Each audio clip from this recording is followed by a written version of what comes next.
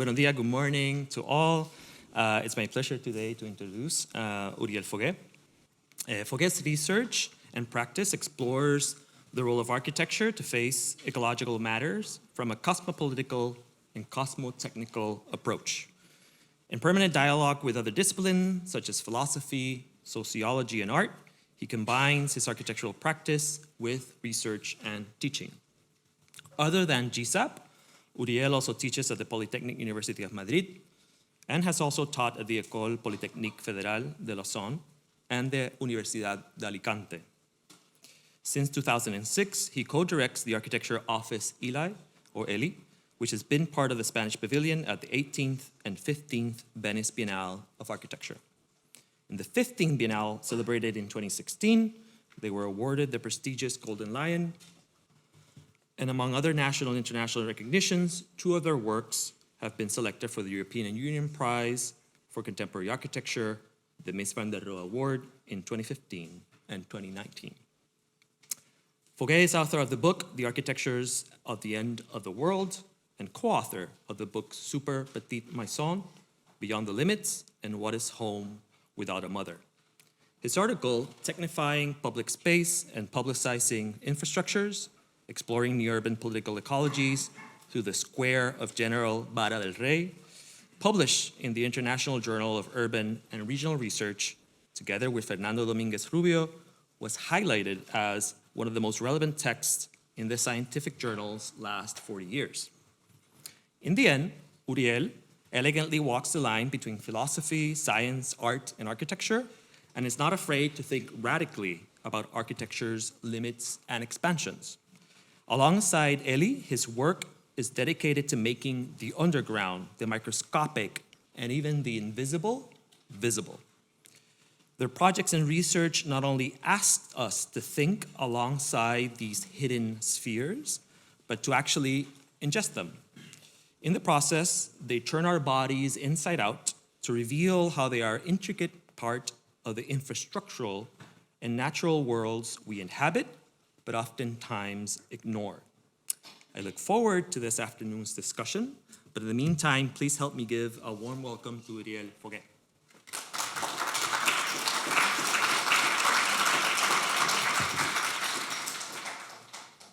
Thank you, Oscar, for this very generous presentation. First of all, I would like to thank Columbia University for the great honor of being here today as part of the AAD programs. Thank you, Anders Hake, Shashi Chen, and all the team, and also thank you, Elii, for making this happen. I still remember with excitement last year's series, and to me, argument is a very special framework because it creates a particular atmosphere in its most meteorological sense. Meaning it creates a climate that makes arguments, thoughts, and very valuable inputs precipitate, a climate to discuss and share ideas. And it is in this sense that I would like to participate in this session, sharing some of the ideas that are recently transforming our practice and challenging our discipline.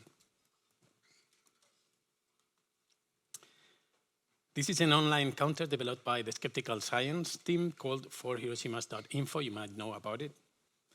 It shows how every second the Earth's temperature rises, the equivalent to the heat emitted by 4 Hiroshima bombs. This recent screenshot is from the day I landed in New York 3 weeks ago, and we were already over the 3 million. These kind of rhetorical artifacts are highly criticized, and although I must say that some scientists believe that they have very relaxed ecological mathematics and that it should be 7 Hiroshima's atomic bombs per second, not 4, but however, for authors such as Deborah Danowski and Eduardo Ibeiros de Castro, experiences like this show in a more or less demagogic way that time is, quote, out of joint. So what can we do? Of course, there is a risk of paralysis, but business as usual is not an option. Architecture must take sides. Architecture must move from its usual position, and this is precisely what I want to talk about these moves. What I would like to share with you is a series of movements that we have experienced in the recent years of practice. At Elii, we have been working for almost 20 years at different scales, with different programs and different agendas, moving from domestic spaces to refurbishments of many materialities, many scales, with different kinds of users, with different kinds of finishings in the public space, and also with ephemeral architecture, where we could make several experiments, exhibitions. We have even made models that are cakes. For example, there was the presentation of the Save the Children building to the kids that were going to use the building. Very successful model, I might say.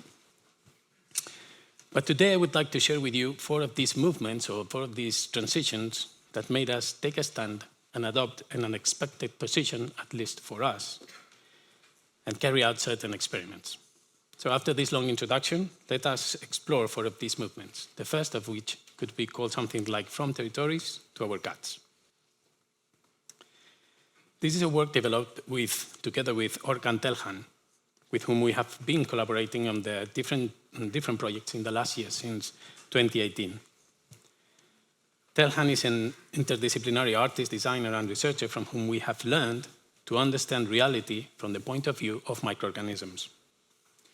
Although he has been working on these topics for decades, when we started collaborating with Orkan, many people told us that it was all nonsense, that it had nothing to do with reality, nothing to do with architecture, nothing to do with the city, until, of course, the COVID pandemic hit. At that moment, we were developing this project in Istanbul that you have read about. And projects like this took on an unusual relevance. But now I would like to show you the last project we did together. This is one of those projects that we recently finished that started from an invitation from the Reina Sofia National Art Museum to transform a space within a cycle entitled Notes for a Time Apart. In this exhibition, a series of artists and architects were invited to reflect on time, specifically productive time. So we started asking ourselves, how does the economy of the productivity time in which we are immersed determines our lives? What are the spaces and architectures of productive time? The first intuition emerged. Body could be considered the primary space that enables productive time. What if we understand our bodies as the basic metabolic infrastructures through which this productive regime circulates, the architectures through which it operates? Working with Orkan Telhan, we have learned that everything changes when you move to a microbial framework. For example, from a microbial perspective, the body is not what it seems. We tend to think that our bodies are these things that are contained by our skins. But from a microbial perspective, our body does not end here, in our skins. We have a sort of microbial metabody, so to speak, that surrounds us, that envelopes us, a microbial aura, some people call it like that, which is also us. In fact, right now, your microbial bodies are interacting, and all of you right now are kind of mingling. As you listen to me, your metabodies are negotiating with each other. So, our bodies are not one body, but many bodies. Our bodies is a body of bodies. We are kind of neighborhoods of beings that collaborate, articulate their actions to make their lives more durable. Our bodies are architectures for microorganisms. The microbiome of our guts, mouths, armpits, or genitals are among the most private landscapes. There lie our interspecies identities made of bacteria, fungi, viruses, who live parallel lives adapting, laboring our 24/7 lives, and resisting productive time. This body of bodies endures the chemicals produced by our anxious selves who sweat before deadlines. They cope with the stimulants, amphetamines, and cognitive accelerators we consume to deal with the stress of non-stop rhythms and to-do lists. They become pharmacologic bodies casted by our professions. They are turned to work more and more efficiently to compete with others all the time, all the productive time. In a way, we must convince these other bodies of bodies that are also us to collaborate in the fulfillment of these commitments and to align these bodies with these demanding paces. Some ingest all kinds of substances that animate them. All these products that in theory help to increase our energy, our logical capacity, our attention span, our intelligence are available on the market. We started researching and experimenting with how to intervene in the microbial architectures of our bodies with substances that facilitate the interaction into a demanding productive time. This research started in New York, actually last year during the last summer semester, and then moved to Madrid. There, we rented an apartment for Orkan, where we set up a small laboratory in the kitchen where he could perform a series of alchemy experiments.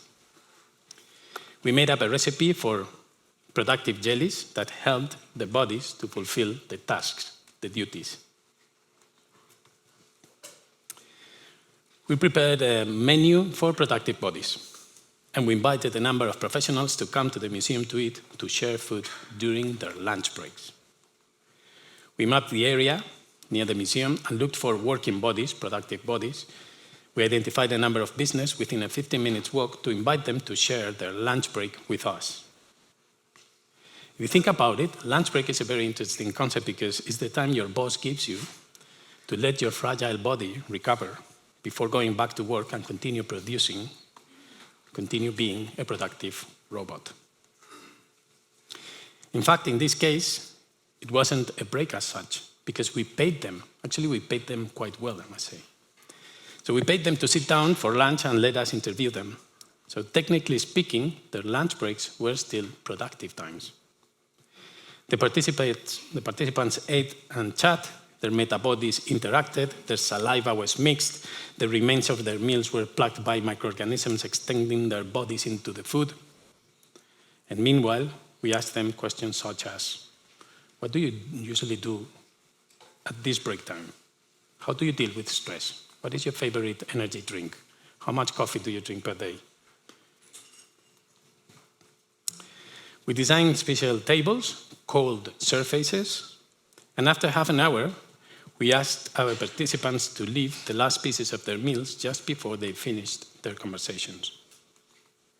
We turned on the cold surfaces of the tables, and the food remained cooled down. The microbial activity entered in a state similar to a suspended animation. So what is left behind are the remains of those conversations and the leftovers of the shared food that span across different contexts, professions, social classes, and different micro and micro worldviews, which are placed inside a network of cold surfaces timed to preserve this fluidic mix in a sort of time capsules frozen in time.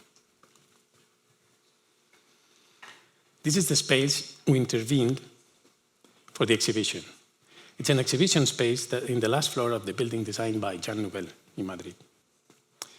The proposal is based on a matrix of coolers supported by straps, covered with transparent pyramids that have an opening at the bottom part to prevent condensation, and each cooler incorporated one loudspeaker at the bottom part that reproduced the conversations. We made like a kind of dramaturgy of the voices speaking so that the different voices could circulate while you were moving around the space.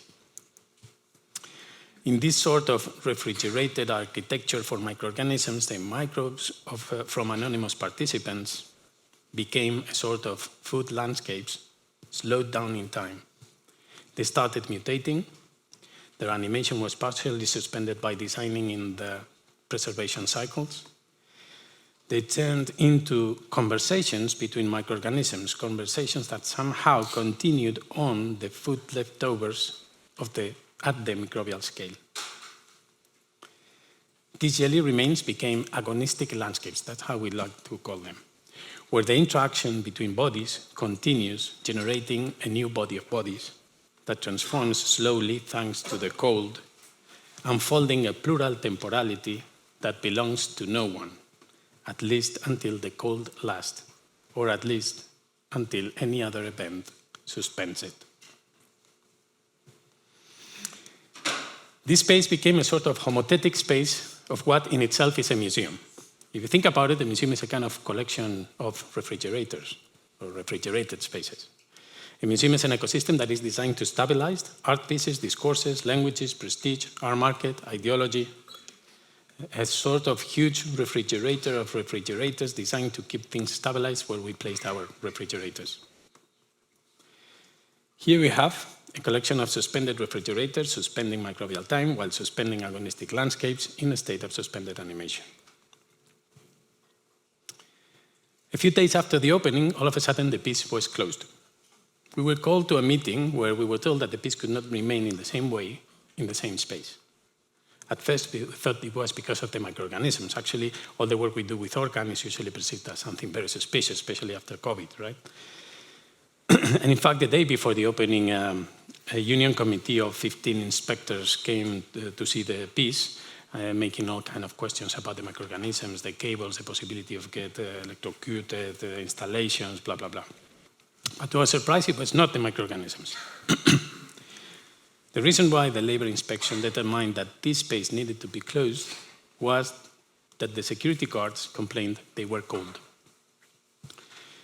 This space has no isolation. At the beginning of the process, we warned them that when we were given this space, we warned them that this space has no isolation. It's just like the last space of the new building, and maybe in later October it could be a little bit cold. But they told us, no problem, we have a protocol. Actually, there was an exhibition going on at that moment. But the thing is that the guards did not have proper coats to take care of the piece. Apparently, they had been demanding for new uniforms for a year, and they were using the piece for a negotiation, like a chessboard for negotiating other things, right? Our first reaction was, okay, they're cold, let's buy them some coats, but of course, this is not very easy in a public institution. You have to make a competition and transparent process, blah, blah, blah. The curatorial team proposed to move the piece into another space, the typical climate-controlled white room. But that was not feasible because the piece was site-specific. The cold cycles had been designed for those specific conditions. The mills had taken place there. Besides, we didn't quite understand the labor conflict in all of its complexity. And yeah, we proposed, okay, let's move to the other space, but let's not just move the piece and widen, literally speaking, the conflict, but rather to spatialize the conflict. Let's use the space to think of another piece and you know, I don't know, use the conflict as a matter of project. But it was not accepted. However, while all these conversations were taking place and all these meetings were taking place, paradoxically, the piece was still working. The steel remains were still evolving. The microorganisms continued to interact. The dialogues continued to drag on. Trying to be affirmative, we thought, okay, the piece is working. What failed is the interaction protocol between microorganisms, visitors, guards, foodscapes, so let's redesign the encounter protocol. So we proposed to the museum to make private guided tours. We could take our own coats, so no guards would be needed, nor coats. But that was not accepted. No problem. Let's be affirmative. We can think of a new protocol. We can monitor the space from the security cameras. And in fact, this project started with the idea of surveillance. The first conversations in New York had to do with the idea that all productive time works thanks to surveillance infrastructures, and that microorganisms defy many of those surveillance structures. No? We were talking about this idea that through these things we are constantly controlled through a satellite, for example. But unless you are made a DNA analysis, your microorganisms defy all these surveillance infrastructures. So that was a starting point that was finally not included in the project. But we thought it was good to recover those first ideas, and we could use the security cameras to watch the piece from the screens to the museum website, for example. But this was not accepted. It looked like we had made a piece of microorganisms that can only be visited by microorganisms. So finally, the museum accepted to leave the piece working close to the public, close to the human public, but open to the microbial public. And they let us make periodic visits to record the process and study the evolution of the foodscapes. On one of these visits, we found that the piece had been sabotaged. We don't know by whom, we don't know why, but some of the cold surfaces had been unplugged.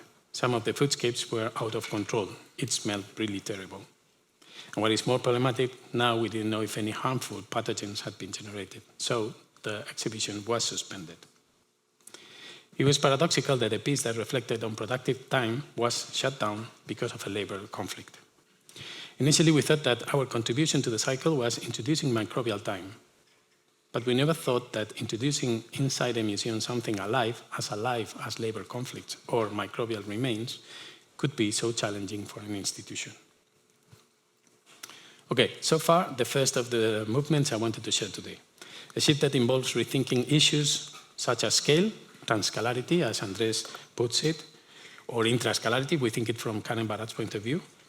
A movement that also involves assuming that many of the phenomena that we usually tend to think at the territorial architectural scale, like the text that you have read, also are happening in parallel and at the same time in our guts. So phenomena such as gentrification, loss of biodiversity, or in this case labor disputes, are also happening at the same time and in parallel in our guts.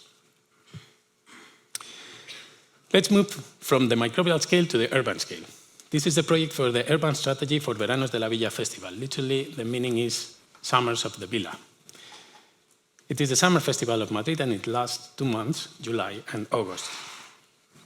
It started in the early years of democracy, in a moment of joy after decades of dictatorship. So it's part of the collective imaginary of the city.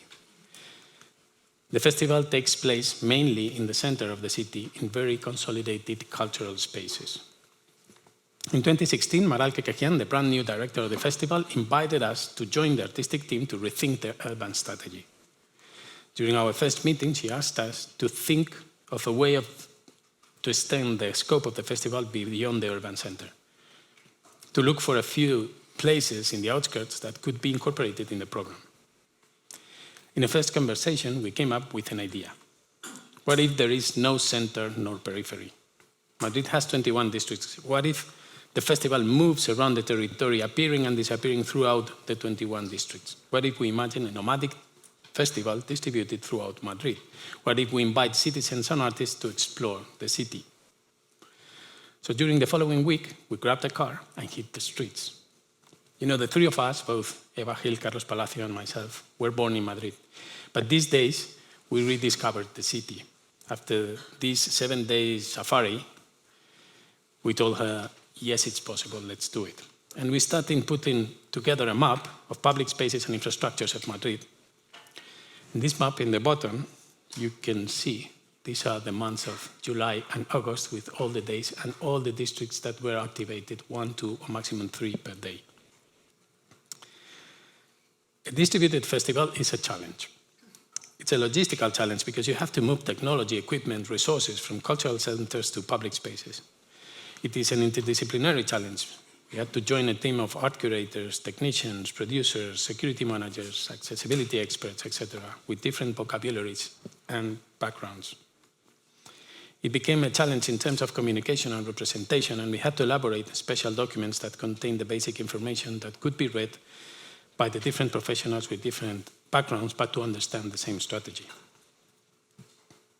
Year after year, we have improved a very complex methodology that I cannot explain now, but it always began with research and always culminated with an evaluation process. Actually, our work was the most fun because it finished right when the festival started. So while the rest of the teams had to join the production team, we assisted to the concerts and performance to evaluate the project. Let me share with you some learnings.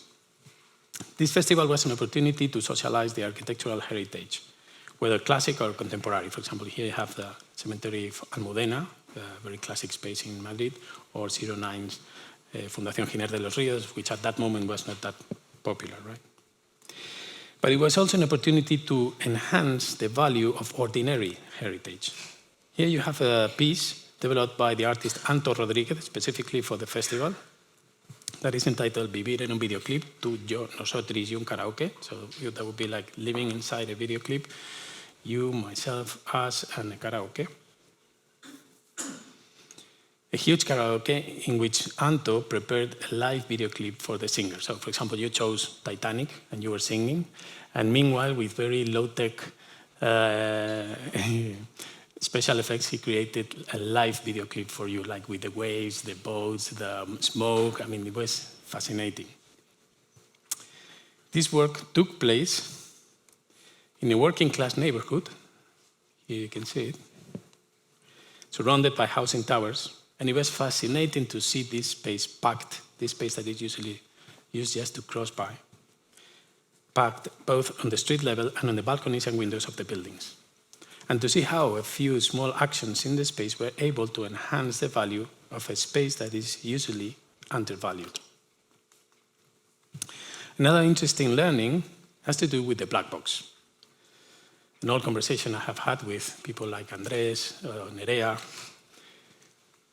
Science and technology studies usually use the term black box to refer to the invisible technologies that support our daily lives. This project opened many black boxes. It unveiled invisible issues related to public infrastructures, legal frameworks, bureaucratic structures. But in performing arts, the term black box is the name they use to refer to the stage of the theater. And the stage of the theater, you think about it, is a very specific architecture typology that is equipped to activate any fiction. That is a black box. This project made public spaces become black boxes, or what is the same, become stages. We moved many of the performing arts techniques and intelligence from the black boxes of the theaters to the streets. So the project was based in a double condition or double movement. On the one hand, it was unblackboxed, it made the invisible visible, some matters. And on the other hand, it was re-blackboxing, turning public spaces into stages.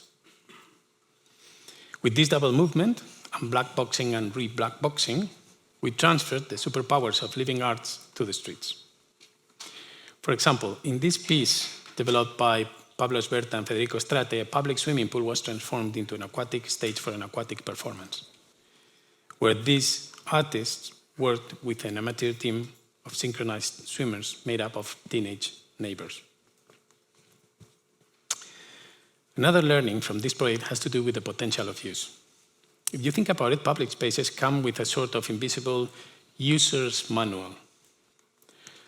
For example, take a bridge, such as this bridge. It's called the Toledo's Bridge. It has a kind of instruction manual that prescribes that a bridge is used to cross from one side to the other.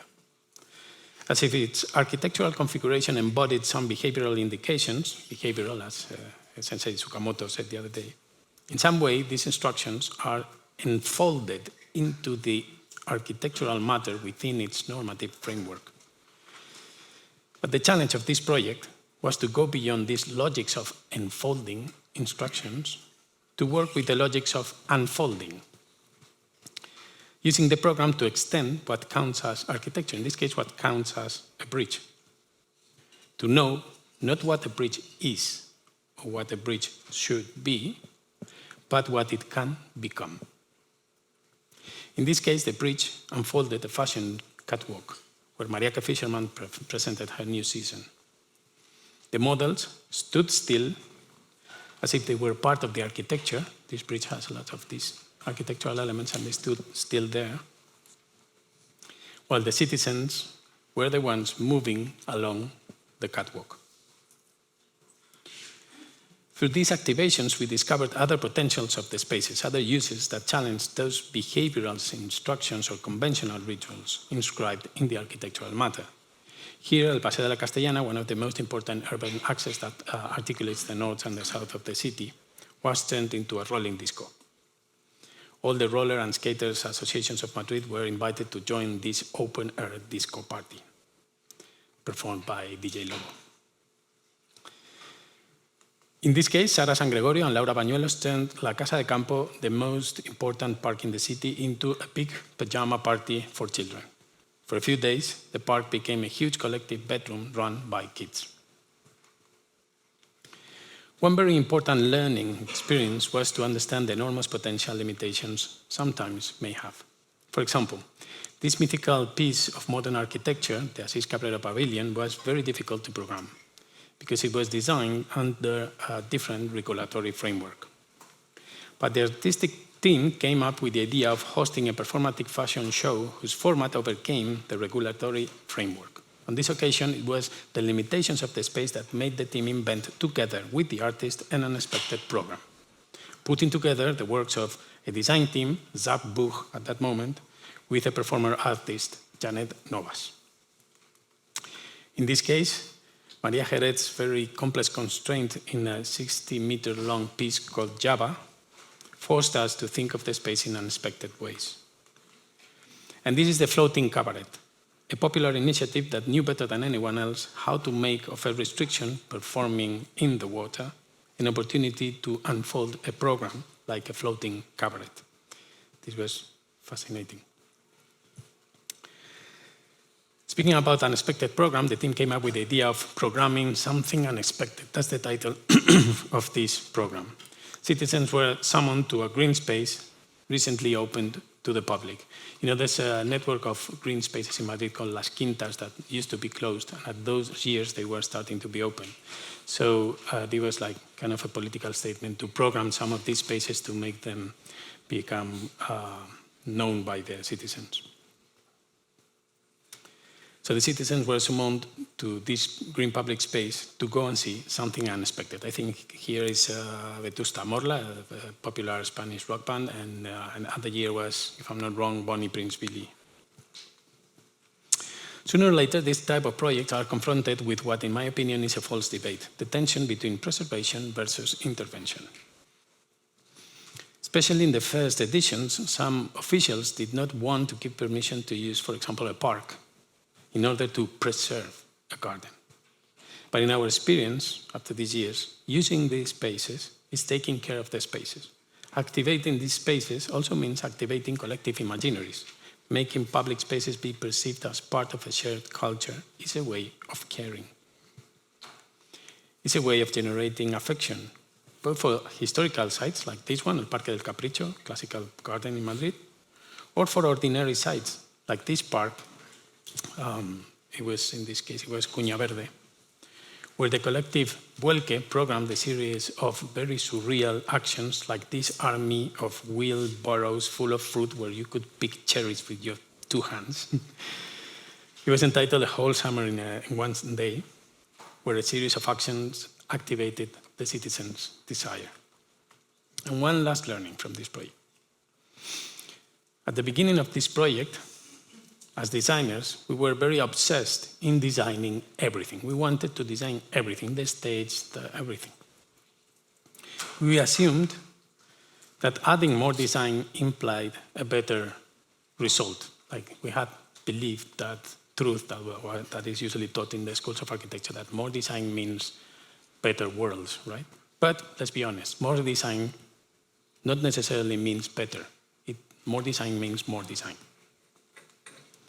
Throughout this process, we have found that sometimes a good sound system, a good soundscape is more important than a hyper-design construction, or a different kind of design, like a designing a soundscape is more important. For example, in this event called Total Eclipse, the goal was to get together late in the afternoon for a collective picnic, and afterwards to dance to DJ Bienal's music while seeing together the eclipse.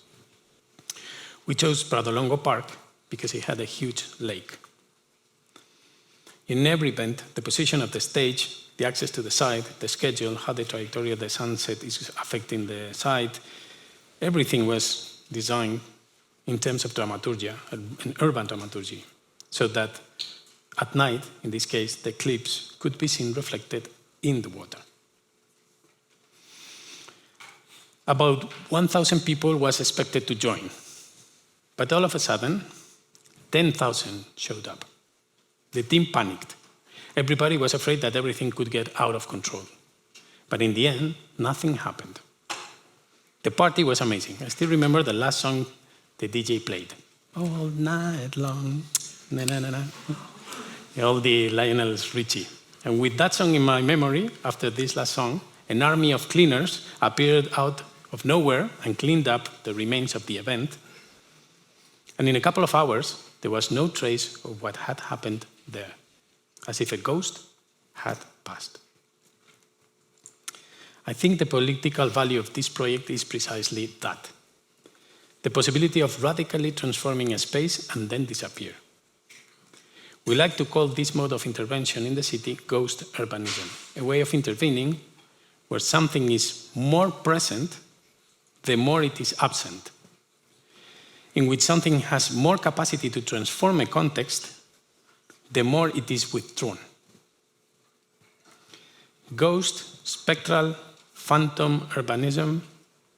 What is scary about a ghost is not the white sheet and the chains, of course. What is really scary about the ghost is the possibility that it might reappear. That's its power. The potential is what it makes a spectrum radical. That's what a ghost urbanism is, the possibility of radically transforming a space, but taking care of its potential change. And this is what happened after the festival every summer. It was the last day. People were summoned to meet in the park to watch together the sunset at the hill of Tierno Galván's park. Tierno Galván was a very loved mayor of the city. And this hillside is facing a container logistic hotspots, a very ugly and powerful landscape, because Madrid can be very ugly and powerful. That's its beauty. And after the sunset, the festival ended with a piece by Cookie Jerez and Pirotecnia Vulcano, a choreographer and a fireworks company, who combined their skills to generate an incredible dance made out of fireworks. So this is the question. Can we think of imaginaries as architectural matters, just like bricks or thermal isolation? Let's see a video.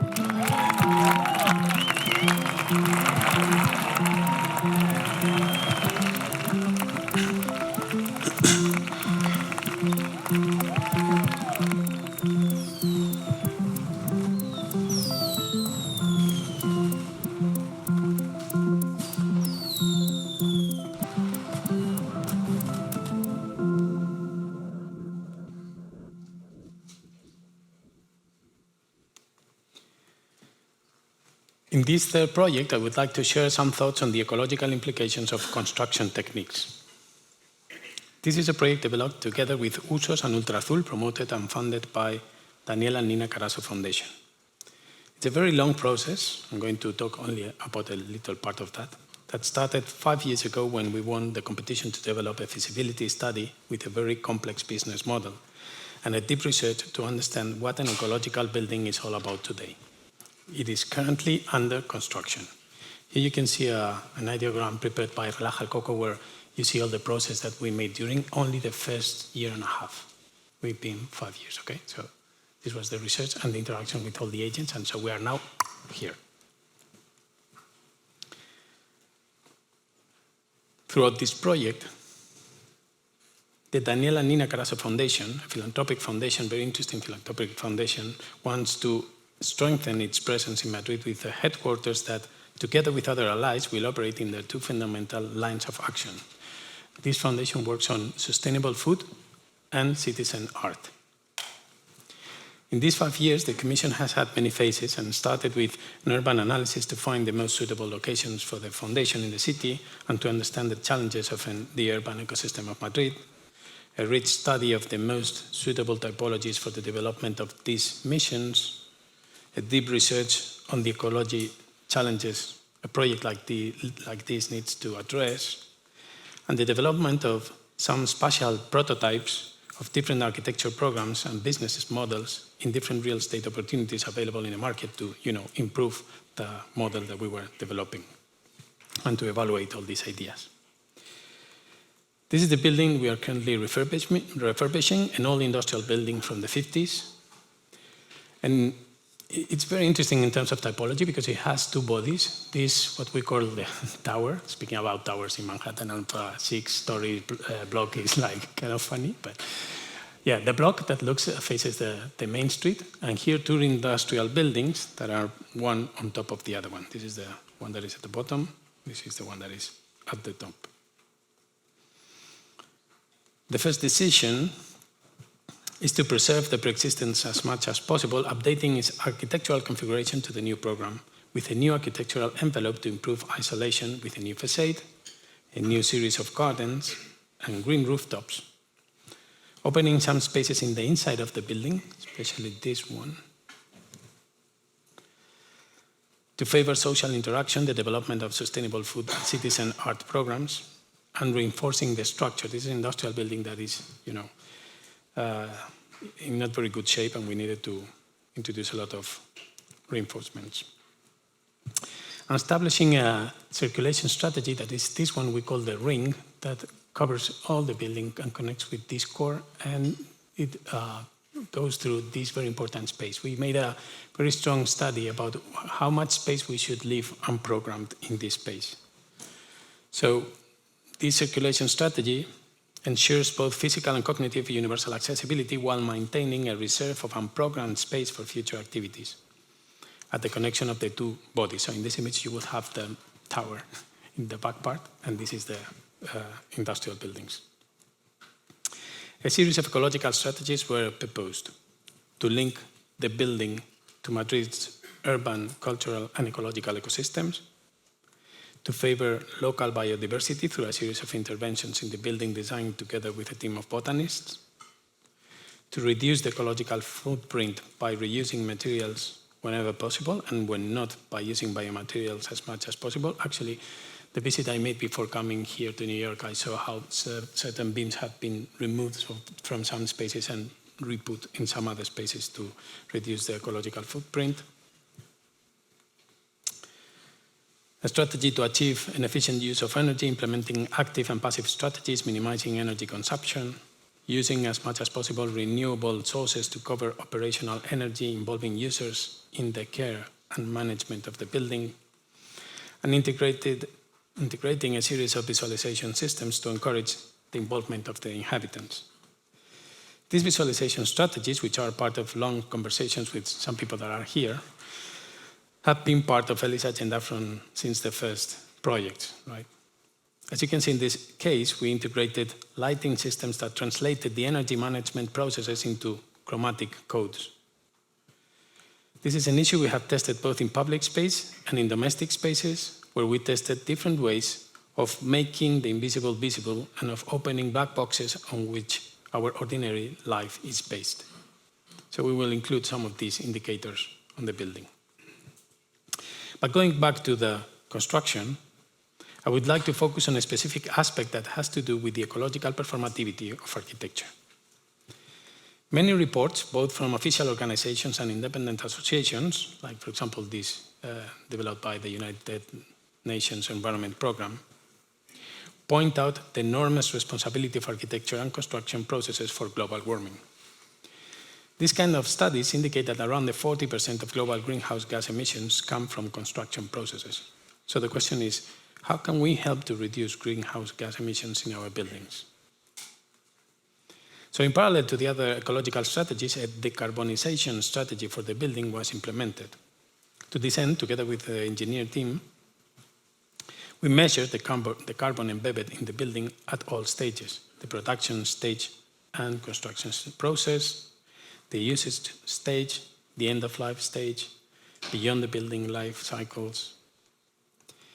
In this analysis, you can see how, in our case, most of the emissions are mainly concentrated in materials and maintenance, but while transport, construction, and waste disposal are minimized.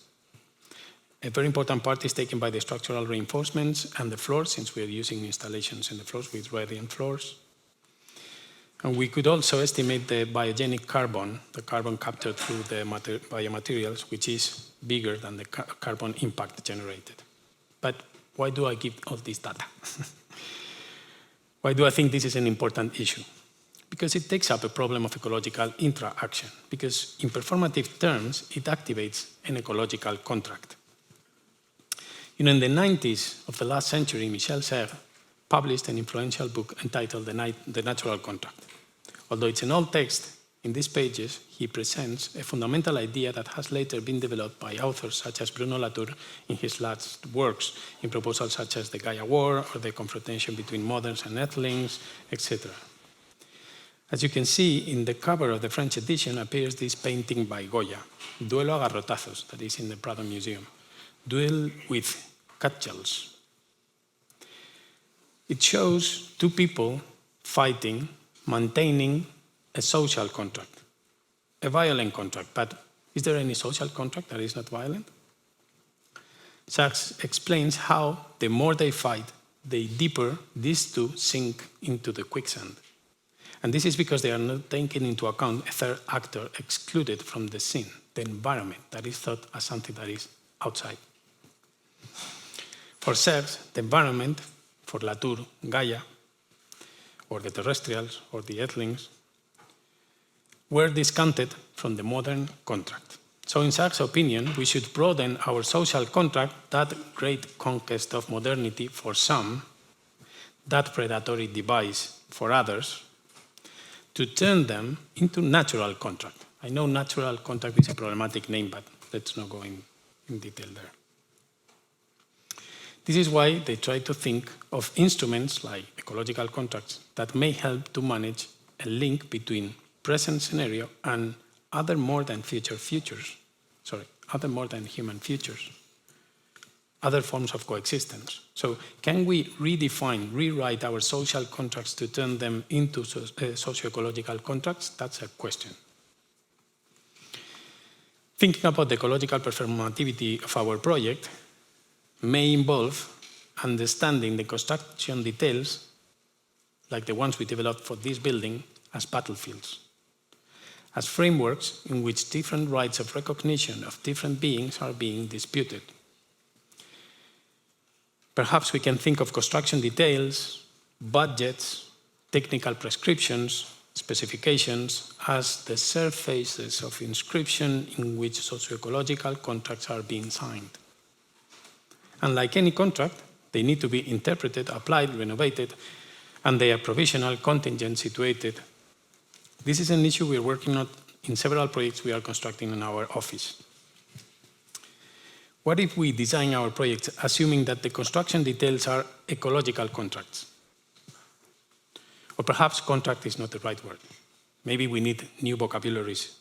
What about using Latour's ecosystemic trenches, Gaia battle fronts, to connote it, right? Like maybe we prefer to avoid Latour's war and military vocabulary. What about ecological portals? That's a term I listened to Deborah Danowski, I loved. Or maybe more radical. In the recent conversations with Marisol de la Cadena, while preparing her intervention in our studio, I felt very touched by an expression she uses a lot, borrowed from Mary Louise Pratt, the contact zone. Or as she says, cosmopolitical contact zones.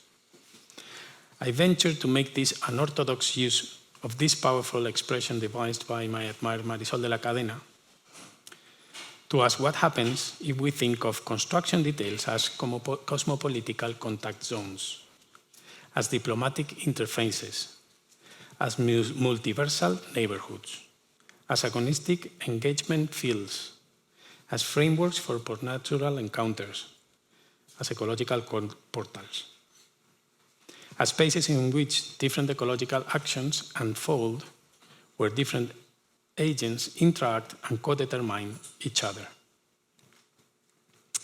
These are the visualizations of how we imagined the building. Now that the works have started, these ecological contracts are starting to be applied, to be interpreted. These ecological portals are starting to be activated involving other than human worlds and futures, unfolding an architecture project at many scales and many times. Do I have time for one more? Maybe I'm out of time. 2 minutes? And then we'll leave it here. I think we have enough for a conversation. I was going to show the Kaka project, but I mean, you saw the movie. Sorry? 10 minutes? Yeah, then I'll try to be fast. Sorry. Right, so the fourth last move would be entitled From Urban Metabolism to Cannibal Carnivals. And it's a piece we prepared together with Maria Jerez for the Spanish Pavilion at the Venice Biennial this last summer, and that was recently presented in Argentina last week. So a group of architects and artists were invited to work together in different topics of the architectures of food, right? That's why it was called Foodscapes. We were given the most interesting topic, in my opinion, digestion. Right? We were invited to talk about digestion because many of the architectures that deal with digestion are invisible architectures. They are part of the black box of the urban metabolism of the city. So what is a digestion? We might think that a digestion is the moment in which your stomach and gut extracts the nutrients from the food that you eat. But that is just a very small way of, or reduced way to think of digestion. If you think that in parallel there are thousands of digestions taking place at the same time in many other processes. So you might think that when you poo or when you defecate, you finish the process of your digestion, but at that moment you get connected, as Mark Wigley explains brilliantly in this text, to a whole network amplifying your body, making it become a cyber body that connects to a cyber city that deals with a lot of digestions that are working all alone. Only in Madrid there is more than 50,000 kilometers of pipes, sewage systems, infrastructures, to say one. And we might think that when we put the garbage on our dustbin, it finishes our political compromise, but in reality is that the effects, ecological effects of the food waste has a super big impact on the earth. Actually, the FAO reports that if integrated into a country, ranking of top emitters, food waste usage would appear the third after the United Nations, the United States and China. Right? So if we put together all the emissions that come from food waste, it would be kind of the third country in the world of producing emissions. So rather than a digestion, it's a digestion of digestion. Rather than an infrastructure, it's an infrastructure of infrastructures. And it's a process, a metabolic process that we started to look for, trying to understand what is the urban metabolism of Madrid when it deals with the ecologies of food. But the more we were analytic in this process, the more we understood that we were facing this situation. Maybe this body of bodies that is dealing with all the digestions in reality is a creature with its own intelligence, as Brittle would put it. An intelligence that goes beyond the human intelligence and that is working there, that can never stop, that has multiple scales, that has multiple bodies. It's a kind of garbage arching boulder made up of trucks, microorganisms, food leftovers, rats. So we started producing documents, and we were aware that representation was very important for garbage and for food waste. Actually, representation is so important that a line on the floor, like in Mercamadrid, the most important logistic infrastructure of food in Madrid, there's a line here on the floor, and if I hold an apple here at this side of the line, it is something you can eat. But if you put it here, it's garbage, and legally you cannot eat it. And if you eat it, somebody is going to use his insurance to pay something.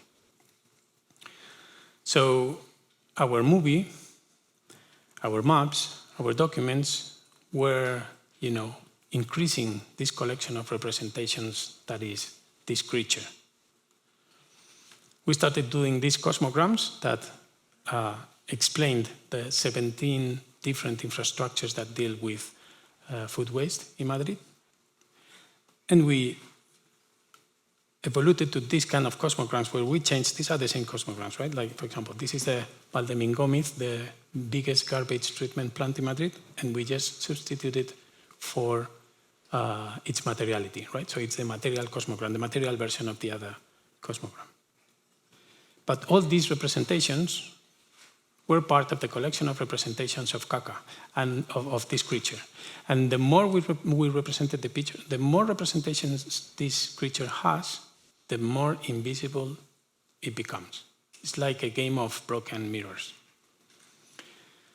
So this was the movie. The movie was about a creature. It started like very analytical, and we realized that we needed the knowledge of teratology rather than the knowledge of urban planning to deal with this problem. And this creature is a situated body. 2 minutes, thank you. The ways we deal with the problem of food waste is very different if we think of the strategies that are unfolded in the so-called north part of the Earth or the global south. Actually, in the north, the global north, the things are basically thought from the logics of the solution through technologic solution, basically. Meanwhile, in the global south, the ways they understand the problem of the food waste has to do with some other parts of the process that are taken for granted in the north. So, this is a cannibal. It's a cannibal because if you suspend human exceptionalism, if we do not think that digestion is the human digestion, but the digestion of digestions, if we understand it from a non-anthropocentric point of view, the proper idea of waste is something that is very anthropocentric, because for you it's a leftover, but for a rat or for a seagull, Madrid now is full of seagulls and we do not have sea, but they find food in Madrid, more food than in the coast. Every piece of food is food for another body. So it's a kind of cannibal relationship where we all eat each other. And it's a carnival because it's an urban choreography of trucks, people putting at the same hour in the night their food on the garbage, of microorganisms digesting, of these huge digesters, which are architecture 6 stories big with no windows, that are digesting like kind of exostomachs of our bodies that are there producing compost, etc., etc. That was this cannibal carnival that we called CACA. CACA is the acronym for Cannibal Carnival, and I don't know if it works in English, but in Spanish means like shit. So to finish, we started looking and researching this very analytical process, and we finished finding out that what we have, or what we need to address, is a monstrous situation. We need our teratologic intelligence to address this problem, and we need to understand that our stomachs are part of an infrastructure of infrastructures that is digesting. So just to say, our real conclusion is that caca, this creature, is not something that is out there. We are part of that infrastructure. So yes, we are caca. Thank you.